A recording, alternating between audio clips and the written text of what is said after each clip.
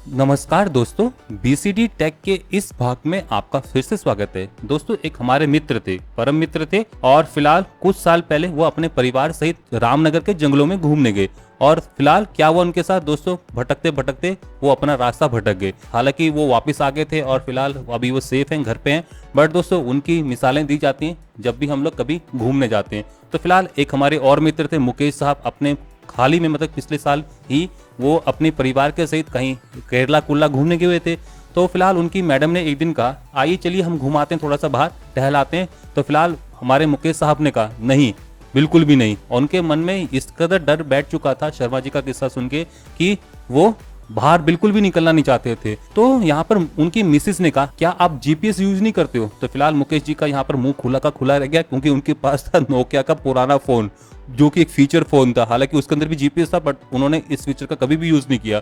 तो फिलहाल मुकेश जी मेरे पास आते हैं और पूछते हैं कि भाई ये जीपीएस क्या है। अधिकतर आप में से सभी लोगों को पता होगा कि जीपीएस क्या होता है, बट दोस्तों आज से अगर 5-10 साल पहले किसी से बात की जाए जीपीएस के बारे में, कुछ गिने चुने लोगों को ही जीपीएस के बारे में पता था। तो फिलहाल आइए आपको मैं बता देता हूँ कि जीपीएस होता क्या है और ये कैसे वर्क करता है। तो जीपीएस दोस्तों एक तरह से नेविगेशन सिस्टम है। मतलब कि जैसे देख सकते हो कि आपके किसी भी स्मार्टफोन में, चाहे वो आपका पुराने जमाने का नोकिया का फोन क्यों ना हो, तो उसके अंदर भी जीपीएस होता था।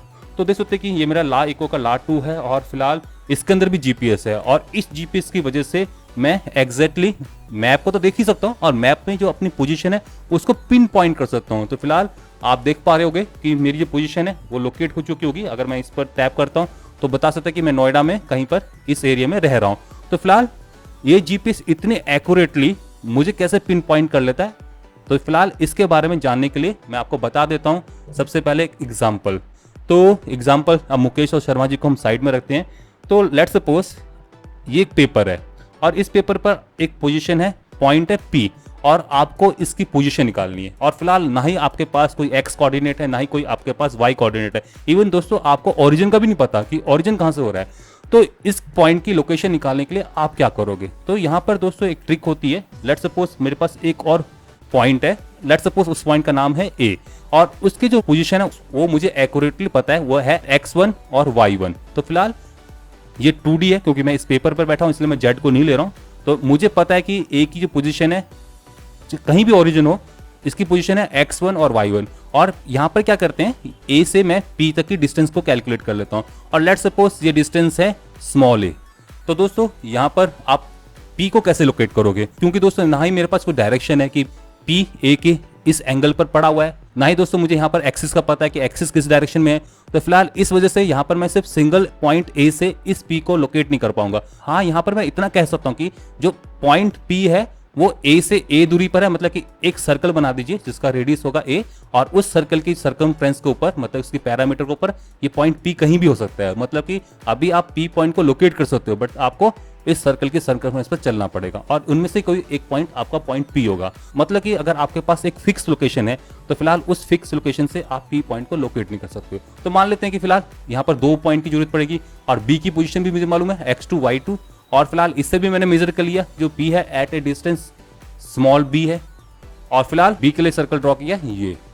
तो देख सकते हो कि दोस्तों ये जो सर्कल है 2 पॉइंट पर इंटरसेक्ट कर रहा है, एक यहाँ पर इंटरसेक्ट कर रहा है और एक यहाँ पर इंटरसेक्ट कर रहा है। मतलब कि अगर आपके पास 2 फिक्स पोजीशन है तो मोस्ट प्रोबेबली या तो P यहाँ पर होगा, यहाँ पर P यहाँ पर होगा। तो फिलहाल इस प्रॉब्लम को फर्दर रिड्यूस करने के लिए, सॉल्व करने के लिए मुझे एक पॉइंट C लेना ही पड़ता है। अगर लेट्स सपोज इसकी कोऑर्डिनेट मुझे पता है x3 y3, और फिलहाल अब मुझे डिस्टेंस का भी पता है कि ये P से एट ए डिस्टेंस C है। तो फिलहाल यहाँ पर मैं एक सर्कल ड्रॉ करूंगा और फिलहाल इन तीनों सर्कल का जहाँ इंटरसेक्शन होगा वही आपका पॉइंट P होगा। तो फिलहाल आपने देखा कि कैसे मैं एक आर्बिट्ररी पॉइंट P को लोकेट कर पा रहा हूँ इस पेपर के ऊपर। और यहाँ पर दोस्तों मुझे कितने पॉइंट्स की जरूरत पड़ी? A, B और C पॉइंट की, जिसकी मुझे लोकेशन पता थी। तो फिलहाल ये तो हो गया 2 डायमेंशनल केस। अगर 3 डायमेंशनल केस की बात करें तो यहाँ पर Z कोऑर्डिनेट्स भी आ जाएगा। मतलब कि अगर लेट्स सपोज ये पॉइंट P है और आपने A से इसको डिस्टेंस मेजर किया और कहा कि ये डिस्टेंस A पर है, तो मतलब कि एक स्फीयर ड्रॉ कर लीजिए।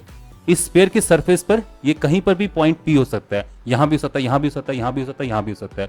अब आपने दूसरा पॉइंट यहाँ पर B बताया और B से कहा कि ये डिस्टेंस स्मॉल B पर है। तो फिलहाल यहाँ पर क्या करोगे, B को एज ए सेंटर लेके एक और स्फीयर ड्रॉ करोगे जिसका रेडियस होगा स्मॉल b, और फिलहाल जहां पर ये दोनों सर्फेसिस आपस में इंटरसेक्ट करेंगी, हालांकि देख सकते हैं कि ये इंटरसेक्ट करेंगी एक सर्कल के ऊपर, इस टाइप के सर्कल के ऊपर, और फिलहाल इस सर्कल में आपका पॉइंट पी कहीं भी हो सकता है। तो फिलहाल आपने अब क्या किया, सी को देखा और सी से स्मॉल सी डिस्टेंस को कैलकुलेट किया, उसके बाद एक और स्पेयर ड्रॉ किया और आप देखोगे कि अब ये जो स्पेयर है इस सर्कल को 2 पॉइंट पर इंटरसेक्ट करेगा। तो फिलहाल आपका जो पॉइंट पी है या तो ये होगा या फिर यहाँ पर कहीं पर होगा।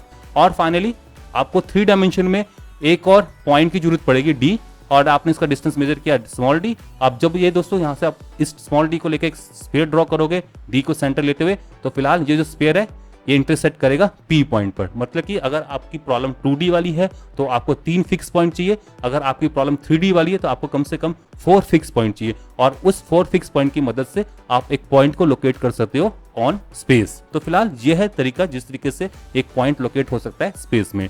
2D में पता चल गया और 3D में भी आपको पता चल गया। तो फिलहाल इसी तरीके से आपका जीपीएस भी वर्क करता है। तो आइए दोस्तों देख लेते हैं कि जीपीएस कैसे वर्क करता है। तो फिलहाल जीपीएस के लिए देख सकते हैं कि ये अर्थ है, स्फेरिकल अर्थ है, और फिलहाल यहाँ पर अमेरिकन जीपीएस की बात करें तो उनके पास है 24 सैटेलाइट्स, और 24 सैटेलाइट्स आपकी स्पेस में ऐसे प्लेस की गई हैं कि आप किसी भी टाइम पर, किसी भी घंटे पर, किसी भी सीजन में और किसी भी साल के दिन में आपको 4 सैटेलाइट अपने स्काई में दिख जाएंगी। तो फिलहाल ये कॉन्स्टलेशन इसी टाइप से बनाया जाता है, और इसकी वजह से क्या होता है दोस्तों, लेट्स सपोज आप अर्थ में यहाँ पर कहीं खड़े हो तो फिलहाल 4 सैटेलाइट आपको मिनिमम दिखेंगी। तो इसका मतलब कि आप अर्थ में कहीं पर भी हो जाए तो आपको at a time 4 satellite minimum दिखेंगे। पर दोस्तों किसी कंडीशन में 7 भी दिख जाती हैं, किसी कंडीशन में 12 भी दिख जाती हैं, बट दोस्तों मिनिमम 4 तो दिखेंगी दिखेंगी। इसकी जो पोजीशन है जो स्पेस में बनाई गई है उस स्टेप से सेट की गई है।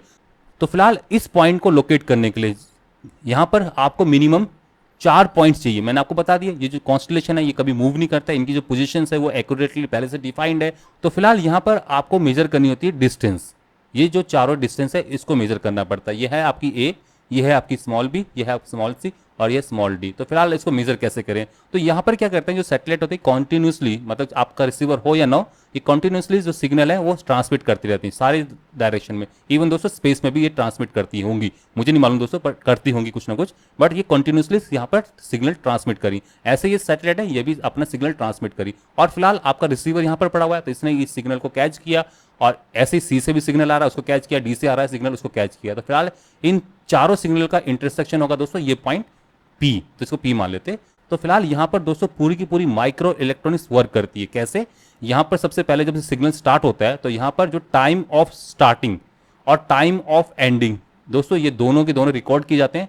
जो सिग्नल होता है उसको ऐसे मॉड्यूलेट किया जाता है कि उसमें एग्जैक्टली जो किस टाइम पर वो सिग्नल ट्रांसमिट करना शुरू किया था वो होता है, और फाइनली जब रिसीवर पहुंचता है तो वहां पर वो रिकॉर्ड हो जाता है कि इस टाइम पर ये सिग्नल पहुंचा है। तो फिलहाल इन दोनों टाइम का जो डिफरेंस है इसको लेके यहाँ पर डिस्टेंस कैलकुलेट की जाती है। लेट्स सपोज टाइम का डिफरेंस आया था डेल्टा टी, और इसको आपने सी से मल्टीप्लाई कर दिया क्योंकि सी स्पीड है जिस स्पीड से ये सिग्नल ट्रांसमिट कर रहा है स्पेस में। तो फिलहाल इससे आपको मिल जाएगी डिस्टेंस डी, जो कि होगी इस केस में स्मॉल ए के।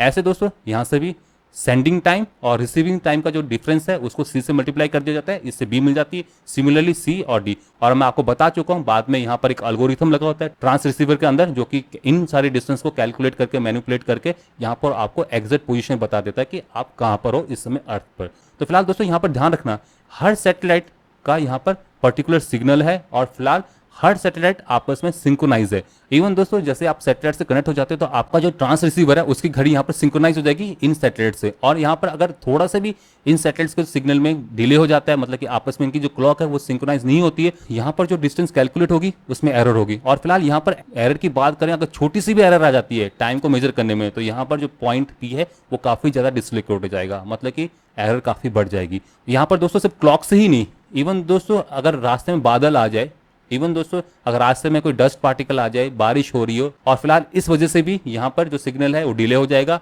और अगर सिग्नल डिले हो गया तो दोस्तों ये distance A B C D आपकी बढ़ जाएगी या कम हो जाएगी। मोस्ट प्रोबेबली दोस्तों ये बढ़ेगी ही, और फिलहाल उस केस में कॉरस्पॉन्डिंग जो एक्सिस कैलकुलेट होकर आएंगी वो आपकी बढ़ जाएंगी, और फिलहाल जो आपकी एरर होगी पी पॉइंट को लोकेट करने के लिए वो काफी बढ़ जाएगी। पर दोस्तों अगर मैं जीपीएस की एक्यूरेसी की बात करूं तो आपको 10 मीटर तक की एक्यूरेसी मिल जाती है अमेरिकन सिस्टम के ऊपर। दोस्तों सीजन कोई भी हो, टाइम कोई भी हो, आप किसी भी टाइम पर अगर आप अपनी पोजीशन को लोकेट करने की कोशिश करोगे तो आपकी जो पोजीशन आएगी वो आएगी ±10 metre in X direction, Y direction and Z direction. तो फिलहाल देख सकते हो कि जीपीएस कितना एक्यूरेट है, और फिलहाल मैंने आपको बता दिया कि ये वर्क कैसे करता है। तो फिलहाल देखा जाए जीपीएस इससे काफी बड़ा टॉपिक है, यहीं पर दोस्तों जीपीएस खत्म नहीं होता है। यहाँ पर तो मैंने आपको बताया कि 10 मीटर की आपको एक्यूरेसी मिल जाएगी, मतलब कि एक तरह से आपको जो इनएक्यूरेसी है वो विद इन 10 मीटर होगी। पर फिलहाल किसी केस में, मतलब कि किसी कैलकुलेशंस में आप इसकी एक्यूरेसी को काफ़ी ज़्यादा इंप्रूव कर सकते हो, मतलब कि आप 1 मिलीमीटर तक की एक्यूरेसी यहाँ पर अचीव कर सकते हो इस जीपीएस सिस्टम के थ्रू। तो फिलहाल वो कैसे करते हैं मैं आपको अपनी आगे आने वाली वीडियो में बता दूंगा, और फिलहाल ये भी बताऊंगा कि कैसे इनकी जो क्लॉक है वो आपस में सिंक्रोनाइज की जाती है। तो फिलहाल दोस्तों अब तक के लिए सिर्फ इतना ही कि आपको इतना समझ में आ गया होगा कि कैसे एक जीपीएस आपकी जो पोजीशन पी है उसको लोकेट करता है, और फिलहाल इसके लिए आपके फ़ोन के अंदर उसका ट्रांसरिसीवर लगा हुआ है जो कि सिग्नल को कैच करता है, क्लॉक को सिंक्रोनाइज करता है, और फाइनली डिस्टेंस कैलकुलेट करके दे देता है, और बाद में जो एल्गोरिथम लगा हुआ है वो कैलकुलेट कर देता है कि आप एग्जैक्टली इस अर्थ में किस लोकेशन पर हो। और फाइनली अगर आप किसी मैप एप्लीकेशन को यहाँ पर खोल के बैठे हुए जैसे कि गूगल मैप को, तो वो आपको लोकेट कर देगा कि उस मैप में आप कहाँ हो। तो फिलहाल ये है प्रिंसिपल बिहाइंड दिस जीपीएस, और इसी के साथ मैं अब इस वीडियो एपिसोड को यहीं पर समाप्त करने जा रहा हूँ। आशा करता हूँ कि दोस्तों आपको ये वीडियो समझ में आई होगी। अगर दोस्तों समझ में आई है और आपको अच्छी लगी तो इस वीडियो को लाइक कर दें, अगर ना अच्छी लगी तो डिसलाइक कर दें। और दोस्तों अगर आपने अभी तक हमारे चैनल को सब्सक्राइब नहीं कर रखा है तो उसका लिंक यहाँ पर फ्लैश करा होगा, इस पर क्लिक करके आप सब्सक्राइब कर सकते हो, ताकि आप आगे आने वाली इसी टाइप की टेक्निकल वीडियोस, गैजेट्स रिव्यू और मोबाइल फोन रिव्यूज देख पाएं। नमस्कार, जय हिंद, जय भारत, वंदे मातरम।